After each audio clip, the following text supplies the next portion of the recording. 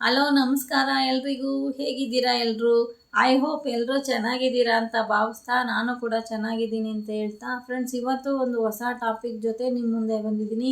ಆ ಟಾಪಿಕ್ ಏನು ಅಂತ ತಿಳ್ಕೊಳ್ಳೋದಕ್ಕಿಂತ ಮುಂಚೆ ನನ್ನ ಚಾನಲ್ನ ಯಾರು ಸಬ್ಸ್ಕ್ರೈಬ್ ಮಾಡದೆ ನೋಡ್ತಾ ಇದ್ದೀರಾ, ದಯವಿಟ್ಟು ಸಬ್ಸ್ಕ್ರೈಬ್ ಮಾಡ್ಕೊಂಡು ನೋಡಿ, ಸಪೋರ್ಟ್ ಮಾಡಿ, ಶೇರ್ ಮಾಡಿ, ಲೈಕ್ ಮಾಡಿ.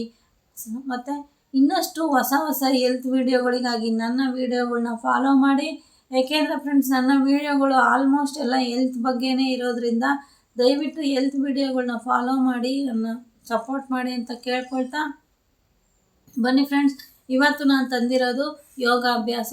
ಫ್ರೆಂಡ್ಸ್, ಯೋಗಾಭ್ಯಾಸದಲ್ಲಿ ನಿಮಗೆಲ್ಲ ಗೊತ್ತಿರೋ ಹಾಗೆ ಪೋಸ್ಗಳು ತುಂಬ ಇರುತ್ತೆ.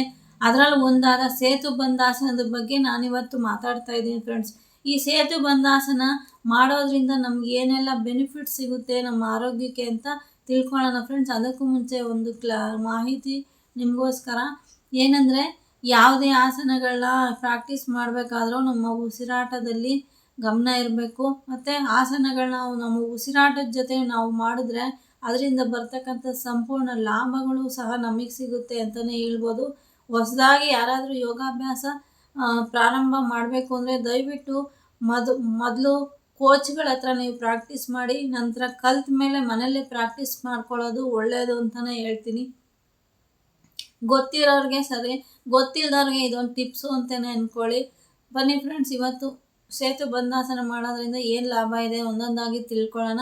ಫ್ರೆಂಡ್ಸ್, ಮೊದಲನೇದಾಗಿ ನಾವು ಸೇತು ಬಂಧಾಸನ ಡೈಲಿ ಪ್ರಾಕ್ಟೀಸ್ ಮಾಡೋದ್ರಿಂದ ನಮ್ಮ ಕತ್ತಿನ ಸ್ನಾಯುಗಳಿಗೆ ಬಲ ತುಂಬುತ್ತೆ, ಅಲ್ಲಿಗೆ ಸ್ಟ್ರೆಂತ್ ಕೊಡುತ್ತೆ. ಕತ್ತು ಭಾಗಕ್ಕೆ ಜಾಸ್ತಿ ರಕ್ತ ಸಂಚಾರ ಆಗೋದ್ರಿಂದ ಆ ಕತ್ತಿನ ಭಾಗಗಳಿಗೆ ಅವು ಸ್ಟ್ರೆಂತ್ ಕೊಡೋದಕ್ಕೆ ಮತ್ತು ಬಲಗೊಳ್ಳೋದಕ್ಕೆ ಸಾಧ್ಯ ಆಗುತ್ತೆ. ಮತ್ತು ಅಲ್ಲಿನ ಪೇಯ್ನು ನಿವಾರಣೆ ಆಗೋಕ್ಕೂ ಉತ್ತಮ ಅಂತಲೇ ಹೇಳ್ಬೋದು ಫ್ರೆಂಡ್ಸ್. ನೆಕ್ಸ್ಟು ನಮಗೆ ಮೊಣಕಾಲು ನೋವಿದ್ರೂ ಸಹ ಈ ಆಸನ ಪ್ರಾಕ್ಟೀಸ್ ಮಾಡೋದ್ರಿಂದ ದಿನಾಲೂ ಆ ಮೊಣಕಾಲು ನೋವಿಂದಲೂ ಹೊರಗಡೆ ಬರೋಕ್ಕೆ ಸಾಧ್ಯ ಆಗುತ್ತೆ ಫ್ರೆಂಡ್ಸ್. ಮತ್ತು ನಮ್ಮ ಥೈರಾಯ್ಡ್ ಗ್ರಂಥಿಗಳಿಗೂ ಕೂಡ ಇದು ಉತ್ತಮ ಪರಿಹಾರ ಅಂತಲೇ ಹೇಳ್ಬೋದು ಫ್ರೆಂಡ್ಸ್.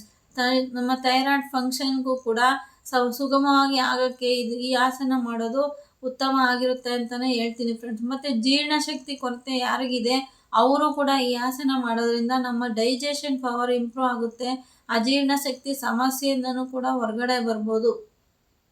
ಮತ್ತು ಇದು ಸೊಂಟ ಭಾಗಕ್ಕೂ ಉತ್ತಮವಾದ ಪರಿಹಾರ ಆಗಿದೆ ಫ್ರೆಂಡ್ಸ್. ಸೊಂಟಗಳ ಸ್ನಾಯುಗಳಿಗೂ ಕೂಡ ಇದು ಉತ್ತಮವಾಗಿರುತ್ತೆ ಅಂತಲೇ ಹೇಳ್ಬೋದು ಫ್ರೆಂಡ್ಸ್. ಮತ್ತು BP ಕಂಟ್ರೋಲ್ ಮಾಡೋದಕ್ಕೂ ಸಹ ಈ ಆಸನ ತುಂಬ ಪ್ರಮುಖ ಪಾತ್ರ ವಹಿಸುತ್ತೆ ಅಂತಲೇ ಹೇಳ್ಬೋದು.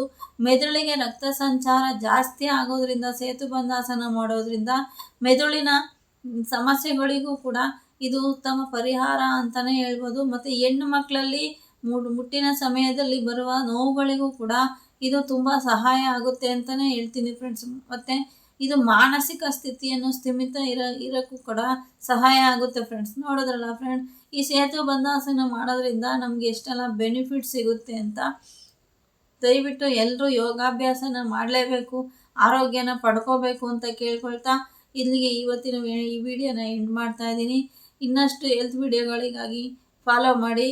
ನೆಕ್ಸ್ಟ್ ಇನ್ನೊಂದು ಇನ್ಫಾರ್ಮೇಷನ್ನೊಂದಿಗೆ ನಿಮ್ಮ ಮುಂದೆ ಬರ್ತೀನಿ. Thank you for watching. Bye bye.